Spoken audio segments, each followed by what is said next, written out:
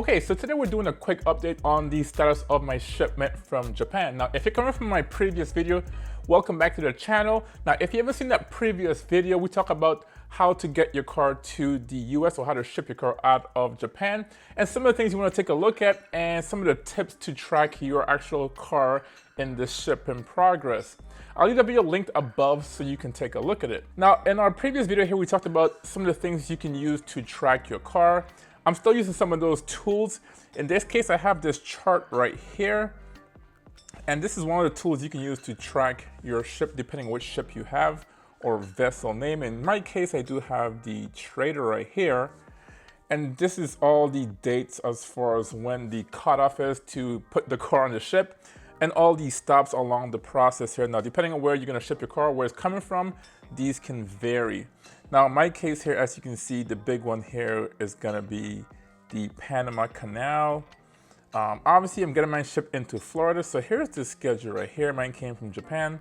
And as you can see, some of the only dates you see on here is like April 3rd, April 8th, and April 12th. So obviously right now we are not in April, so none of these dates applies.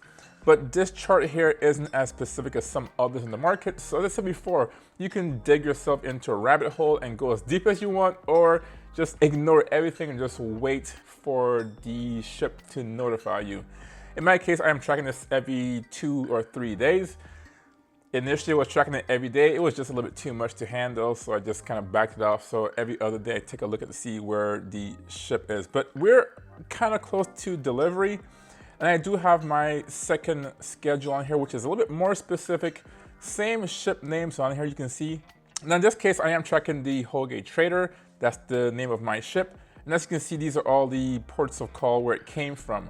Now this one here is a little bit more specific because it does show you each port and where it's gonna stop. In my case, my car did jump on the ship or get on the ship around Nagoya. And then the first port of call was gonna be the Panama Canal, which is a pretty big milestone because that is the longest stretch of water or distance before it hits landfall again. And we'll take a look at that with the tools online. So as you can see today, or in this case, this is what I'm experiencing right now. I did track it last night and this is very, very accurate. Cool. So in this case, let's go to the screen here so you can find it. And here's my ship right here. This is current as of a few minutes ago. And it did make it through. Here's the Panama Canal right here. So we can obviously open this up into a live view map and take a closer look at it. And as you can see, let's move this to the side. You can see it traversed right here. Now, last night I did record it and see it. It was a little bit down here in the Gulf of Panama, close to the Pacific Ocean here. And it has now gone through. So now it's in the, I guess, the Gulf of Mexico. Which is pretty cool. Look at all these ships just trying to get through here. And it's, as I say, it's a canal. This thing was pretty cool to see. It was right here. You have all these little small waterways for these ships to go through. These are all live, active ships. And the canal isn't that big, guys. It actually gets pretty narrow, a little marshy, as you can see, that's where it goes. And it eventually works its way through right here. And it's another gateway to get through this landmass. Now, if you're not keeping track of this, the Panama Canal, the water is going down, is receding, and they've been reducing the number of ships going through this canal right here. So who knows what's gonna happen in the future, but luckily mine's got through, guys, which is simply amazing. I'm excited about that. Not only did I see that was a big feat or a big accomplishment, but the next thing I got, which was actually this morning, was my arrival notice as well. I got that via email, and here it is. It just says arrival notice, and usually you get this inside, say, 10 to 15 days from arrival, and I'm right at that point. So it has all the information on what to get your paperwork ready. Pretty much any other additional outstanding charges they want you to pay before you can take or receive your shipping. In my case, I do have a little bit of a balance here, not that much. I did prepay for this before it was shipped out, so most of the charges were done. These are actually more like port charges and stuff like that. Let's see if I see the specific name for what it's asking for. Yeah, so like terminal handling charge. And that's, I think, pretty much all the charges to handle it at the port, whether it be workers or to unload using forklifts or whatever, and then a delivery order fee. So it's not that much, but I still have to pay it before I can take delivery of the car. Now, one thing I should have said in the beginning of this video, and what I should have said in the previous video, is that one thing I left out in the previous video, which is, you can still do it now at this point, is if you intend to pick up the car yourself, you do want to get a TWIC card. That's really important. Now, if you have no intention of picking the car up yourself, then that's not required. I would assume most people who are going to go through the process of importing a car actually want to receive the car at the port.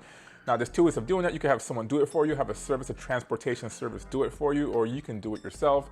In this case, I am taking the liberty of doing it myself only because I want to be involved in this process as much as possible. And in this case, yes, you can still go and receive your car as well if you don't have a TWIC card, but a TWIC card doesn't need a escort. So in other words, to get on a port or a terminal, obviously there's going to be a security risk or a security issue. In that sense, they don't want just anyone going on the port and then creating a security issue. So in that case, you need to have some kind of a background check done on you to have access to the port. And that's what the TWIC card allows you to do, is to get on the port by doing a background check, checking your fingerprints, checking your criminal history, and seeing if you meet the requirements to get on a port. Now, if you have a shady or shifty background or a checkered history, no big deal there, then you can have a TWIC escort you onto the premises. Now, there's obviously a fee for that, and that can vary between, I don't know, $100 to $200 per hour. In my case, it was going to be $150 per hour, and the minimum amount you could use is a minimum of 2 hours to get a TWIC escort. So we're looking, in my case, around $300 for this escort to let me on the premises.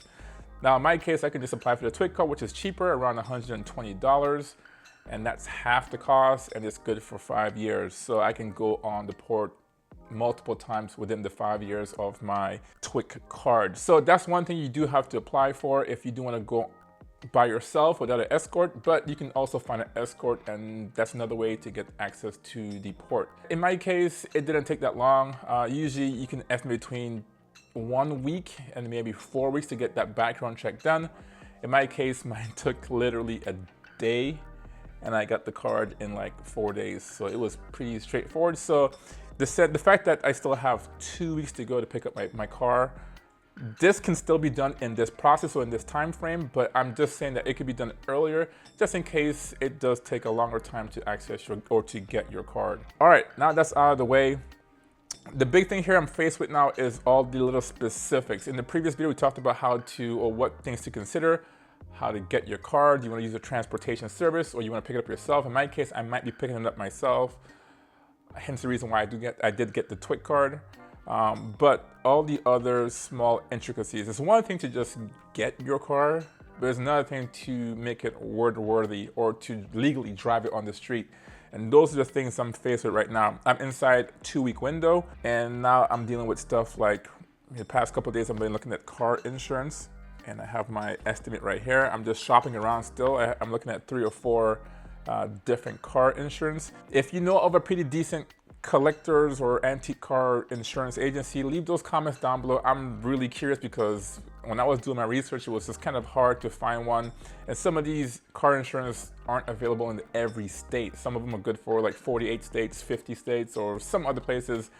If you're in one of those states that those car insurance doesn't cover, then you're kind of screwed or out of luck. 3 or 4 off the top of my head. There's Haggerty, there's Grundy, there's American Classic and American Modern. And then you can also do other stuff like AAA, you can do like USAA, obviously if you're in the military.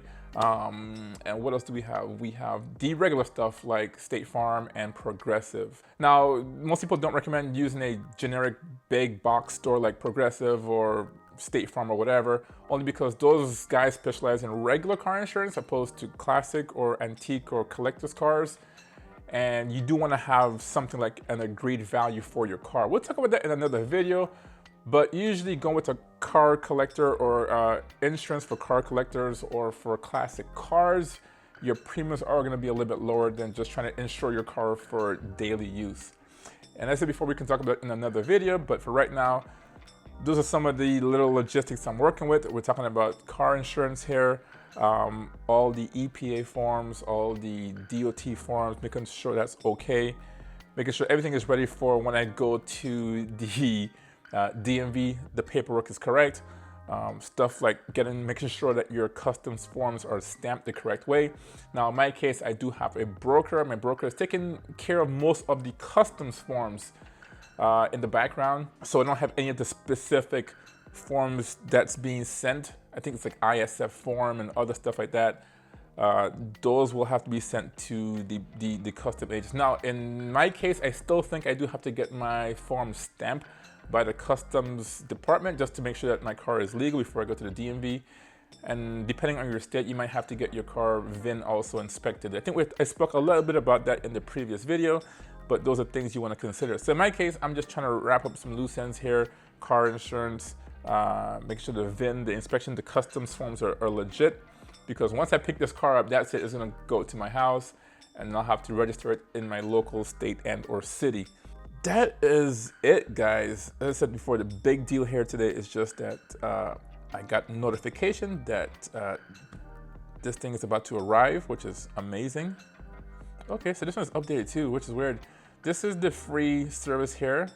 It has also updated itself 1 minute ago, and it's saying it's going to Kingston, Jamaica, which we know it is going to Jamaica. So that's cool. It's cool to see that your boat is going from Japan to your location or your port, and it's not going straight to you. It has to make some stops. So you might want to get your expectations in check, know where it's going to stop. As I said, the more information you have, the better idea you'll have of when your boat is coming in. You're seeing it live right now, my car, as it's making its way to me. It's pretty cool. As I said before, I haven't seen a video like this on YouTube where someone's walking through the process live as I'm going through it. And as I said before, I have all this paperwork right here, all my stuff I have right here. I have like tons of paper. It's getting real, guys. Maybe I'll make another video about how to get the car when I get it. I'm currently also doing some shopping on how to transport my car, so stuff I need, like I know my car is low, so I need some ramps, or to buy some ramps, or to make some ramps, or how to strap your car down. Especially if you're going my route where the actual car carrier has only 2 straps, you want to have it 4 straps. These are things I'm planning right now, buying parts to make sure the car is secure on the actual car trailer. But these are all things that's going through my mind and trying to get this thing ready so I have a car that looks very similar to what I saw online, that I saw in person, and hopefully that I receive. We'll see about that. We'll take you guys through the whole process. So anyways, this is just the second video. If you want to see further updates on my journey, how to import a car to your location, hit that subscribe button there for you to be notified whenever I do drop some follow-in videos talking about this topic, guys. So anyways, if you have any questions, leave them down below. I will be glad to answer those. And thanks for watching, and I will see you in the next one. Peace.